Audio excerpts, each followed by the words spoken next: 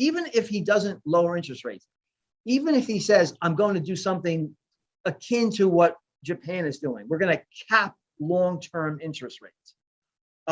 That would be enough, I think, to send gold, especially gold, soaring to all-time highs. A lot of us in precious metals, we're hoping for a pause and then a pivot back to easy money, because that's when gold and silver are going to launch. But you're from what I'm hearing from you, you're not as optimistic that that's likely to happen. Are you? What are you thinking about in gold and silver right now? Well, first of all, let me thank you for mentioning that. It's important to understand that I haven't been calling for a 50% correction every year. I mean, I have an SEC registered RIA, and I was long in 2021. What I warned about and was profitable in 2021. But what I warned about was 2022. It's exactly, the context I want you to understand. So I'm not one of these. You're not a perma bear. You're not a perma bear. I'm not a perma bear. Yeah. Not a perma bull or a perma bear. Now to your question about gold and silver. So what I'm most concerned about in the short term with gold and especially silver is when you have a liquidity crisis, and you think back to 2008 or maybe early 2020. When you have a liquidity crisis, correlations go to 1. And everything gets sold in pursuit of liquidity. So think dollars and short-term treasuries.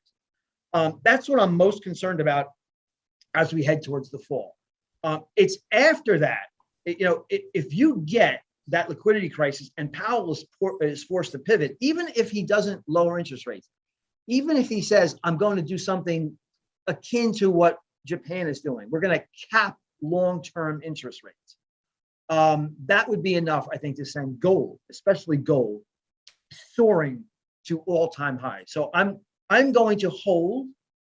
I was at a max position in gold at the start of this year. I reduced it to a 5% position in gold, and I am going to greatly increase that position to gold after I see the manifestation of liquidity crisis. Because in a liquidity crisis, when you no longer have money markets function, then I know for a fact, Powell can talk about inflation all he wants. What he's most concerned about then would be to re-liquefy the banking system. Because after all, at the end of the day, that's what he's really there to do. He is the banker's bank.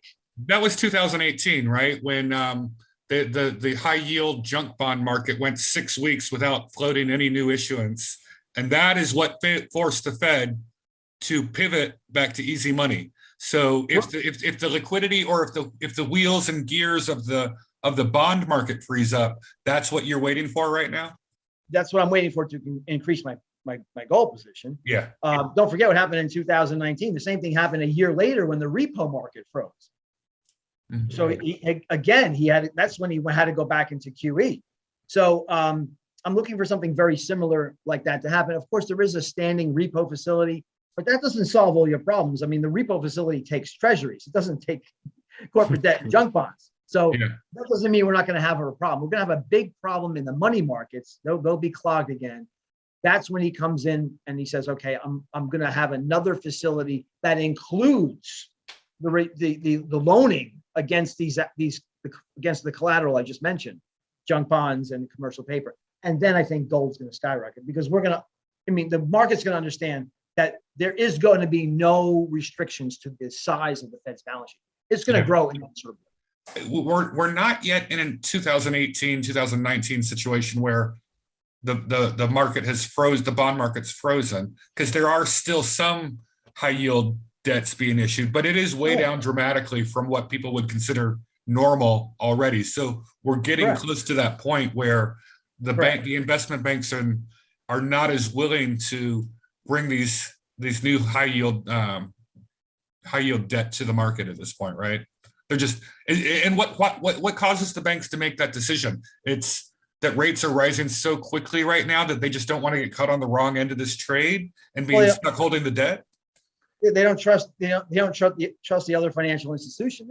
They understand that these bond prices are going to tank. Well, who wants to get stuck with that kind of collateral? It's the same thing would happen in 2008 with the mortgage-backed securities, CLOs, CDOs. So I don't see any. I mean, we have. I think the number I think in my head is correct. An 87% increase in the amount of leverage in the system since 2008. 4,288 units, $335 million. 87%.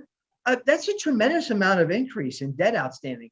And the trading desks, the prop desks, have all been greatly reduced.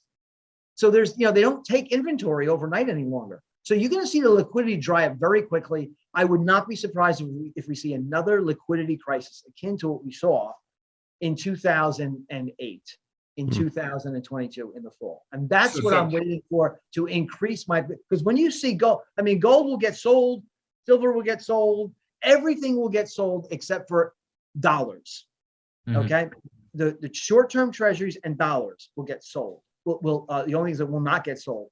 And then you understand completely what's going to happen next. The Fed comes in, they're going to vastly increase the size of its balance sheet. They're going to be taking on all of this collateral, this bad collateral, right? And gold is going to skyrocket. Yeah, 2008 to 2011, gold was up like something like 120, 140%. It was like 800 to 1900. That was the move after that happened in 2008. And silver did that move, from 10 to 50 in the same time frame. So, if I don't know, you apply those same percentages, you're right. You're right. I think it could totally sell off in the crisis, in the initial panic, sell everything because everyone's got margin calls coming out the wazoo, but then gold and silver, launch at some point in the face of all this.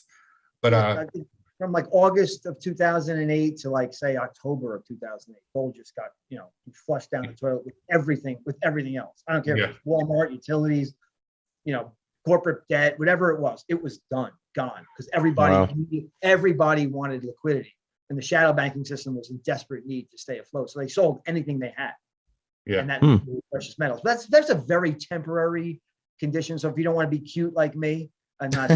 Not aesthetically, I'm talking about, managing money, then that's something you should try to pursue or at least avoid getting caught in that downdraft. And I have the flexibility of doing it. So that's